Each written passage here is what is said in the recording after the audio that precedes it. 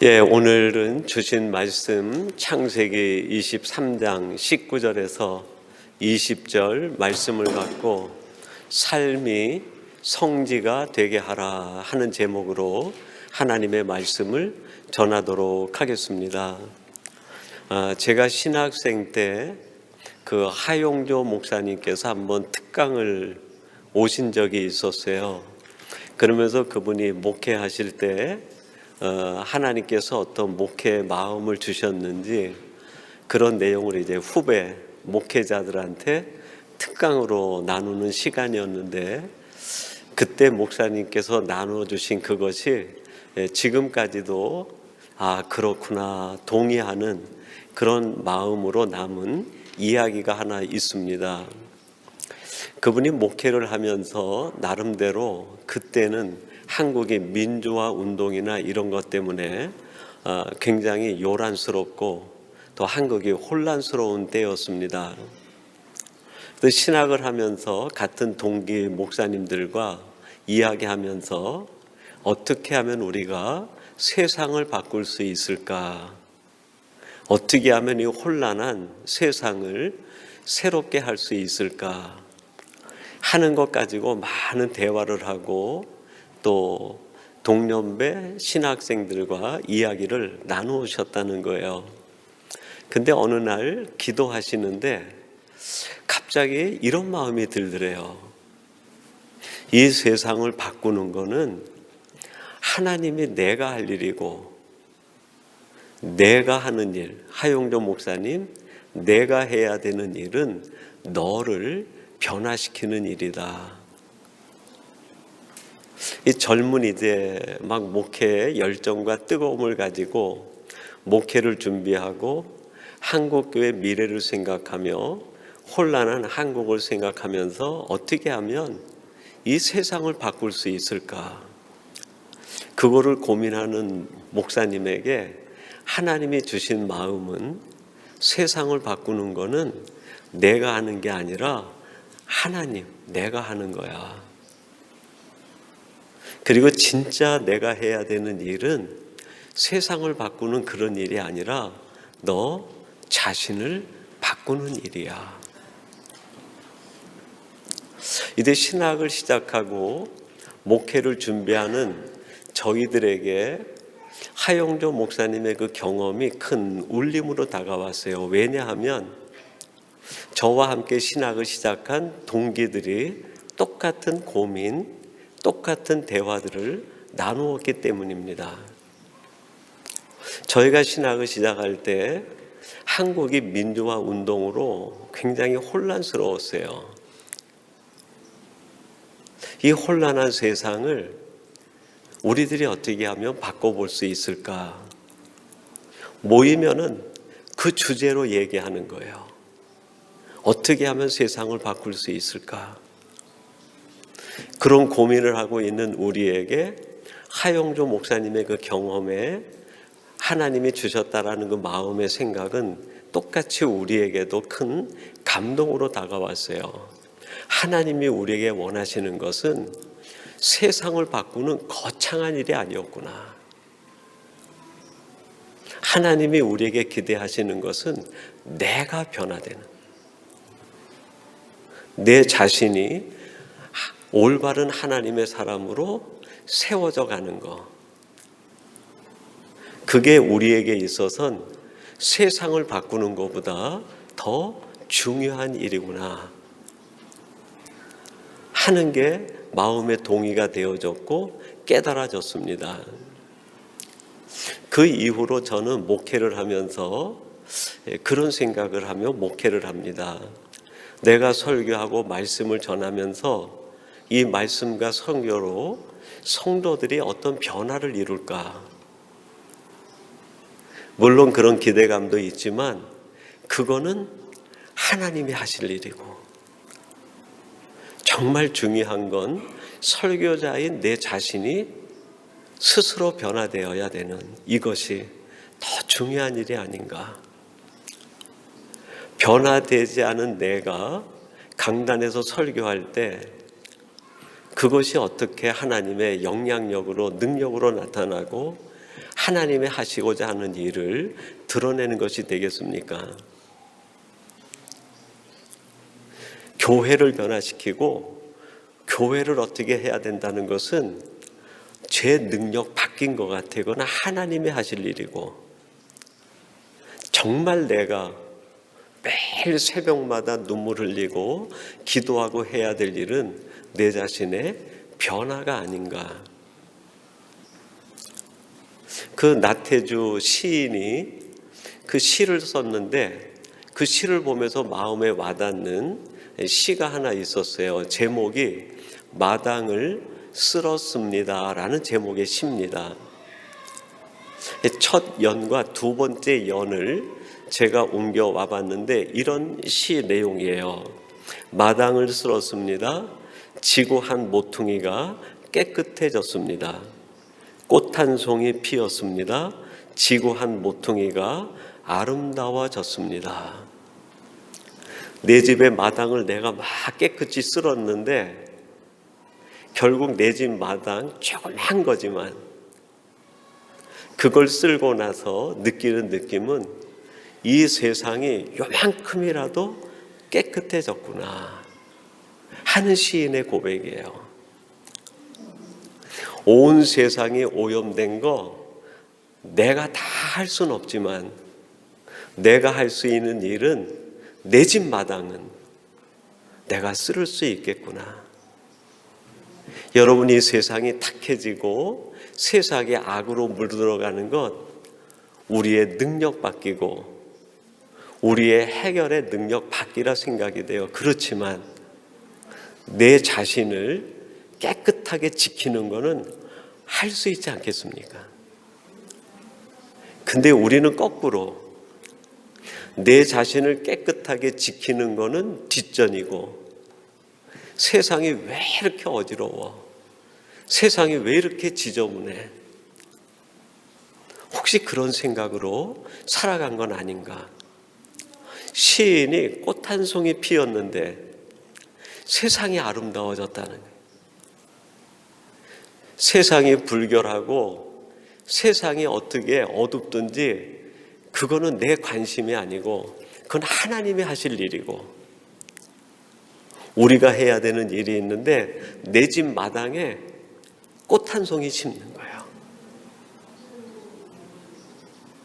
내 집 마당에 꽃 한 송이 심어 놓으면 언젠가 그렇게 자기 집 마당에 꽃을 심는 사람들이 많이 늘어나면 결국 세상이 아름다워지는 거 아니겠습니까?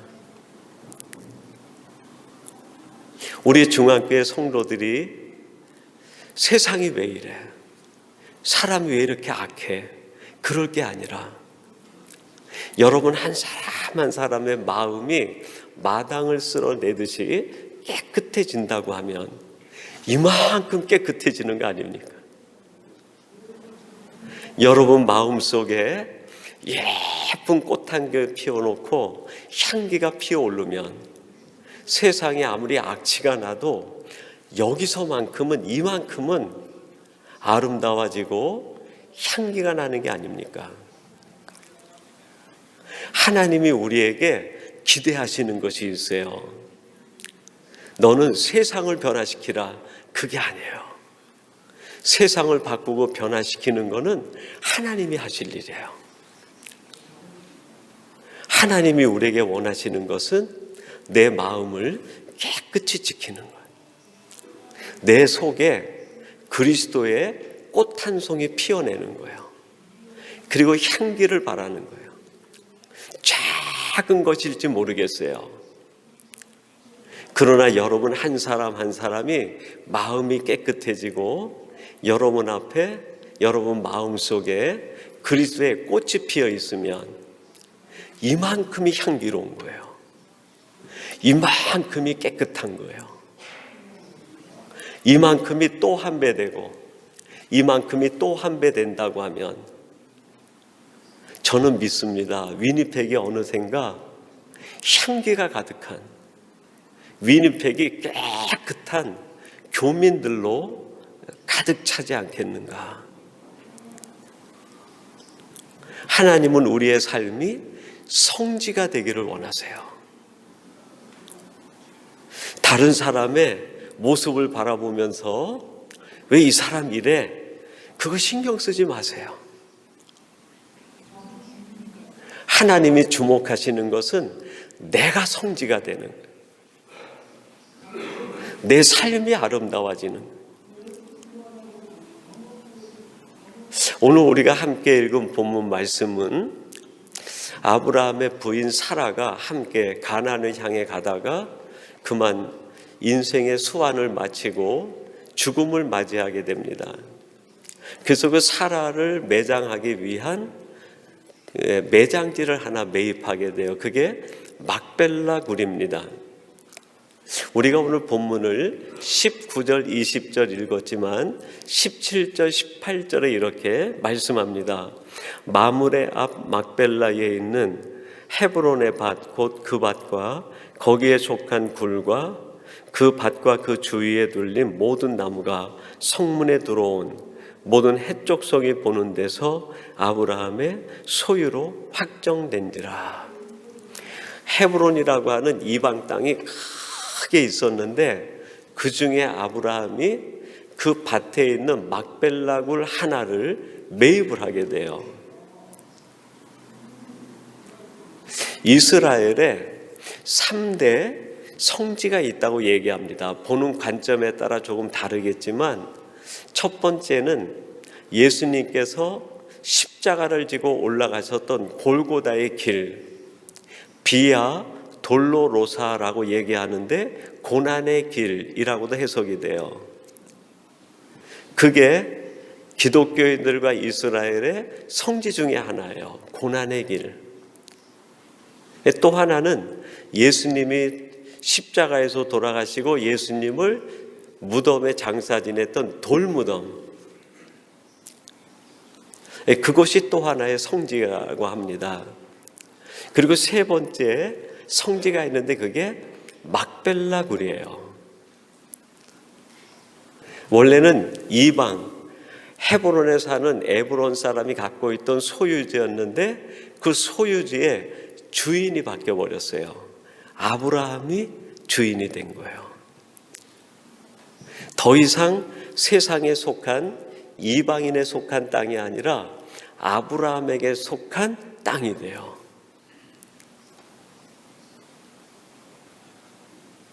여러분, 이 세상 전체가 그 누구에게 속했는지 그거는 그 사람들의 이야기고 내 자신이 누구에게 속한 사람인가 그게 중요해요. 내가 하나님께 속한 사람이 될 때 비로소 내가 하나님의 거룩한 땅으로 변화가 되기 시작을 해요. 막벨라라는 말에 뜻이 있어요. 아람어로 두 개의 문, 이중적인 그런 뜻이에요. 이 막벨라가 예전에는 사방에 문이 있는 거예요. 정체성이 없이 혼란한 거예요. 이중적인 뜻이 있어서 뭐가 진짜인지 모르는 거예요. 근데 그 막벨라가 아브라함의 소유가 되면서 하나님이 임재하시는 하나님의 땅이 돼요. 문이 하나로 좁혀진 거예요. 여러분, 내가 하나님을 알고 난 뒤에 세상에 여러 개의 문을 가지고 사는 게 아니라 내 인생의 문은 오직 하나로 확정을 짓는 거예요. 어떤 문일까요? 예수 그리스도의 문. 내 인생에는 다른 문이 없어요. 오직 예수님이라는 문 하나. 그걸 통해서 하나님과만 교제하고 하나님과만 소통할 때 그때 내 삶이 온전히 하나님께 드려지는 하나님의 땅이 되는 거예요. 이 막벨라가 이스라엘 기독교가 자랑하는 세계의 성지 중에 하나가 됐는데 아까 말씀드린 비아 돌로로사 십자가의 길과 예수님의 돌무덤 막벨라 굴 세 가지에는 공통점이 있어요. 어떤 공통점일까요? 죽음이라는 공통점이에요. 내려놓음이라는 공통점이에요. 빌라 돌로사 십자가의 길은 예수님이 죽으러 가시는 길이에요. 돌무덤은 예수님을 장사 지낸 곳이고 다 내려놓은 곳이에요. 막벨라 역시 무덤이에요. 무덤. 다 내려놓는 거예요. 내 삶이 언제 하나님 앞에 연락되어지는 성지와 같은 삶이 시작될까요? 내가 죽을 때. 하나님이 보시기에 미워하는 모든 것들을 다 내려놓는 순간, 그 자리가 내 인생에 무엇이 될까요? 성지가 되는 거예요. 내가 살아가는 인생 여정에서 하나님이 주시는 감동 때문에 나를 완전히 내려놓았어요. 그 자리가 내 인생에 뭐가 될까요? 막벨라굴이 되는 거예요. 근데 여러분들이 한번 진지하게 자신에게 물어봐야 돼요. 내가 신앙생활 하면서 정말 나에겐 막벨라 굴이 있는가? 하나님 때문에 다 내려놓았던 그 경험, 그 시간, 그 장소가 있는가? 믿는 자에겐 그게 있어야 돼요. 하나님 때문에 나를 완전히 내려놓고 철저히 나를 죽였던 시간. 만약 이런 경험이 없으면 우리는 예수를 믿으면서도 죽지 않은 내가 살아서 신앙을 이끌어갈 수 있어요. 그거는 신앙생활이라기보다는 어떻게 보면 위장된 종교 생활을 하는 것이라고 할 수 있어요. 우리는 진짜 신앙생활을 해야지 위장된 종교 생활을 해서는 안 돼요. 하나님으로 인하여 하나님을 만난 경험 때문에 정말 내가 다 내려놓은 경험, 그 자리가 있는가? 내가 완전히 죽어버린 그 자리, 그 경험이 있는가? 그게 나만의 막벨라굴이에요. 그러면 우리들이 내 삶이 성지가 되기 위해서 묻어버린다고 할 때 구체적으로 무엇을 묻어버려야 될까? 저는 이 세 가지를 묻어야 되지 않나 생각이 돼요. 첫째는 사라적인 것을 묻어야 됩니다. 19절에 보면 이렇게 말씀하고 있어요. 그 후에 아브라함이 그 아내 사라를 가나안 땅 마므레 앞 막벨라 밭굴에 장사하였더라. 마므레는 곧 헤브론이라. 아브라함이 막벨라 굴을 매입해가지고 거기에 누구를 매장했어요? 사라를 매장한 거예요. 한국의 여성 목사님으로서 큐티를 오랫동안 하시다가 그 큐티가 확산되면서 큐티 하는 분들이 모여가지고 교회를 세운 교회가 있어요. 어디죠? 우리들 교회. 그 목사님은 김양재 목사님이에요. 여성 목사님이죠. 그 의사 남편을 두고 목사님이 되기 전에 그 사모님으로 살아가면서 얼마나 힘이 들었는지 매일 묵상하지 않으면 살 수 없을 것 같아서 매일 말씀을 묵상한 거예요. 그리고 같은 아픔이 있는 부인네들을 만나면 그 묵상을 같이 하면서 그 은혜를 계속 누린 거예요. 그러다가 이분이 신학을 하시고 목사님이 되셔서 우리들 교회라고 하는 큐티가 중심이 된 교회를 세우시게 된 거예요. 근데 이 목사님이 큐티하는 중에 그렇게 얘기를 합니다. 사라를 한국의 어머니들을 닮았다, 그렇게 이야기를 했어요. 왜 사라가 한국의 어머니를 닮았다 얘기했을까요? 한국의 어머니들은 가슴 속에 돌멩이 하나씩 갖고 사신다는 거예요. 마음에 한의 돌멩이가 있고, 마음에 눈물의 돌멩이가 있고, 상처와 슬픔의 돌멩이가 어머니들에겐 다 하나씩 있다는 거예요. 사라처럼.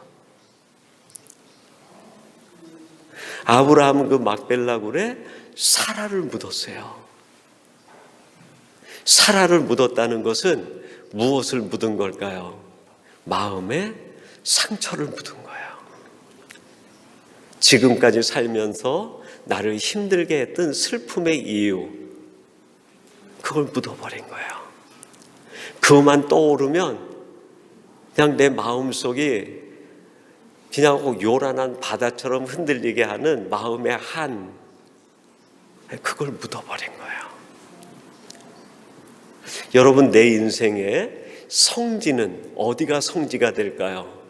그걸 묻는 순간, 그거를 묻는 그때, 그 장소가 바로 내 삶의 성지가 되는 거예요.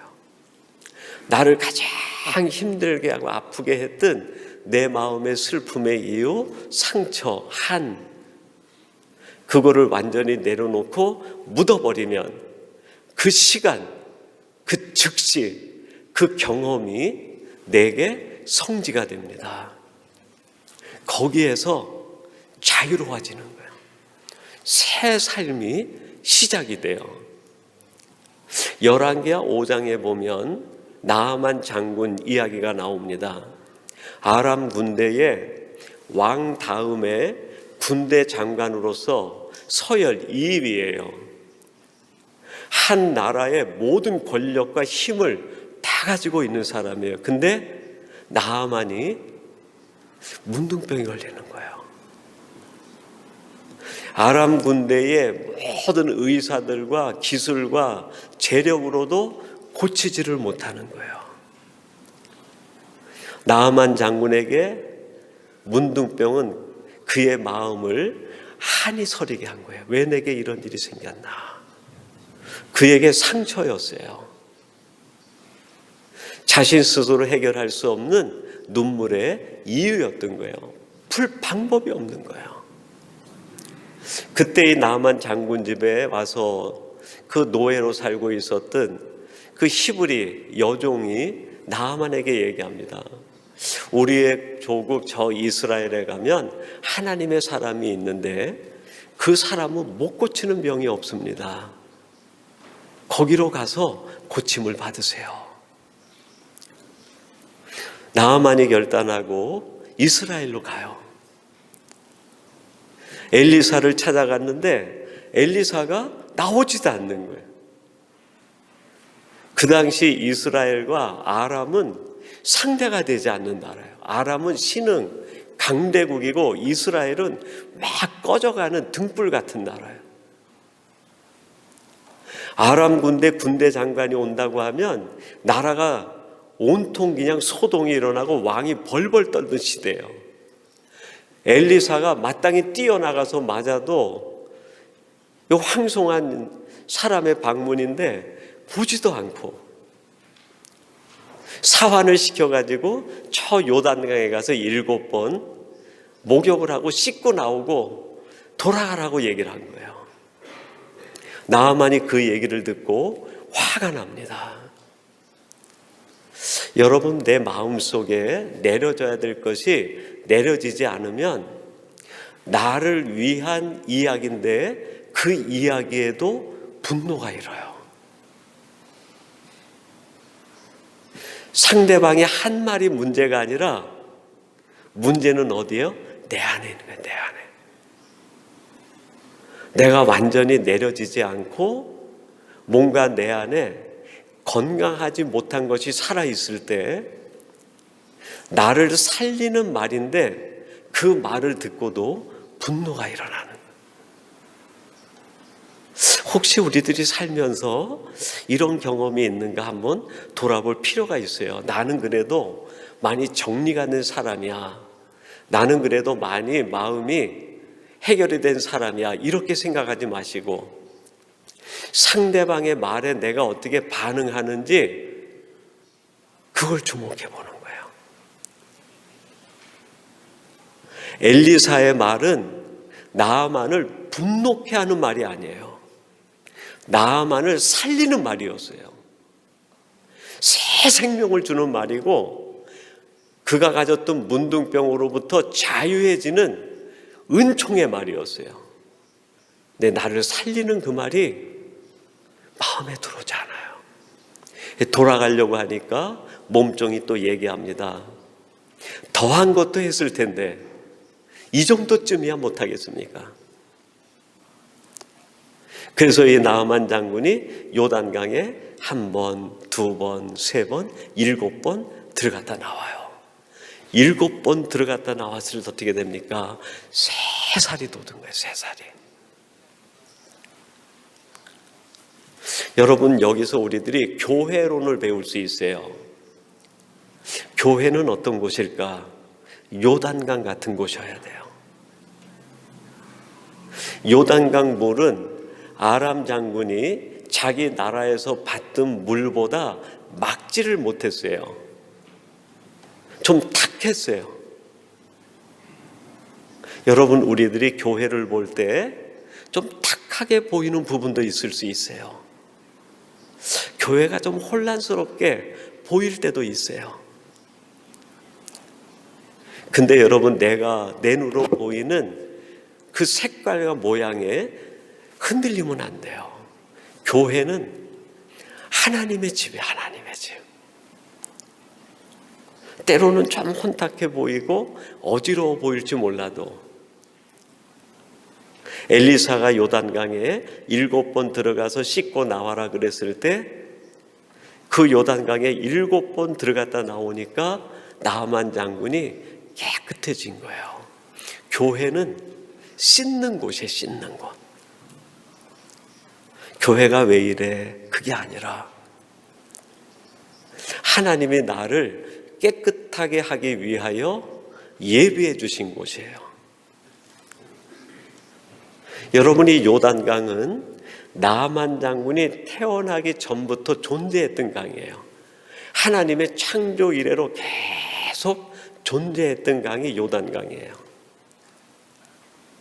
나아만이 존재하는 그때에 누가 있었을까요? 엘리사가 있고 몸종이 있었어요. 나아만이 깨달았는지는 모르겠어요.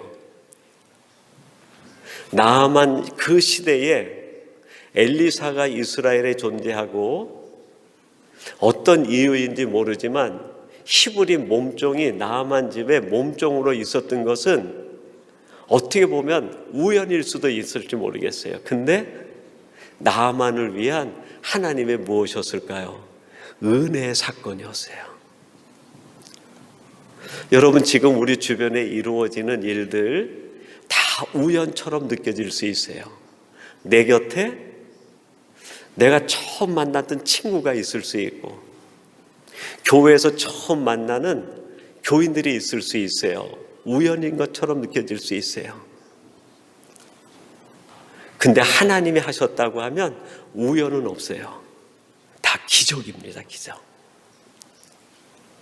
나아만 곁에 몸종이 있었던 것은 기적 같은 사건이에요. 그 몸종이 없었다고 하면 나아만이 어떻게 엘리사를 찾아갔겠어요?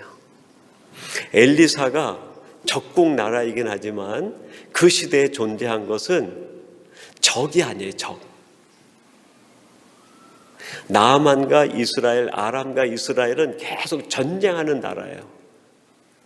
적으로 볼 수 있는데 적이 아니에요. 여러분, 이 땅에 존재하는 우리 모든 사람들은 적은 없어요. 적은. 전부 하나님이 섭리 가운데 나를 위하여 오래전부터 예비해 주신 은혜의 사건들이에요. 여러분 옆에 계신 분 하나님의 선물이에요. 내 곁에 있는 그 누군가 나를 아프게 할지 몰라도 하나님의 선물이에요. 나아만이 엘리사를 바라보면서 나를 이렇게 대접해 했는데 여러분, 그 엘리사는요, 나아만에게 있어서는 천사 같은 존재예요. 내 옆에 있는 사람이 동력자를 뛰어넘어 천사와 같은 사람. 그래서 그 요단강에 7번 들어갔다 나왔는데 깨끗해졌다는 거예요. 요단강은 교회와 같은 곳이에요. 우리가 그 교회를 들어갔다 나오면 오늘 그만큼 깨끗해져야 돼요. 하나님이 왜 우리에게 이 교회를 허락하셨을까요? 저는 그렇게 믿어요. 나를 더 깨끗하게 하시기 위하여. 우리 중앙교회 성도들이 교회 안에서 더 새로워지게 하시기 위해서. 지난주 예배 드리고 이번 주 예배 드린다고 하면 우리는 지난주보다 이번 주에 조금 더 맑아져 있어야 돼요. 왜 그럴까요? 교회 안에서 우리 마음의 마당을 쓸어냈기 때문이에요. 다 쓸어냈는데 여전히 남아있다고 하면 낙심하지 마세요. 다음 주에 와서 조금 더 쓸면 돼요. 여러분, 우리는 한 번에 완전해지지 않아요. 조금씩 건강해지는 거예요. 이번 주에 내가 다 씻어야 되는데 못 씻어서 걱정하지 마세요. 다음 주에 와가지고 못 씻은 그 부분을 또 씻어내면 돼요. 그래서 반복되는 신앙생활 속에서 우리가 건강해져 가고 깨끗해져 가는 거예요. 두 번째는 야곱적인 것을 씻어내야 돼요. 야곱은 무엇의 상징일까요? 건강하지 않은 생각, 꾀의 상징이에요. 야곱이 자기 이익을 위해서 아버지도 속이고 형도 속입니다. 그걸 묻고 내려놓는 거예요. 교회에 오면 내가 가진 생각을 관철시키는 게 아니에요. 내가 가진 생각을 클릭 조종하는 거예요.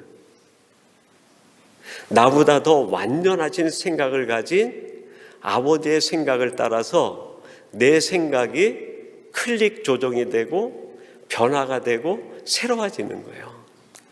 건강하지 않은 생각을 가졌으면 그 생각 전체를 내려놓는 거예요.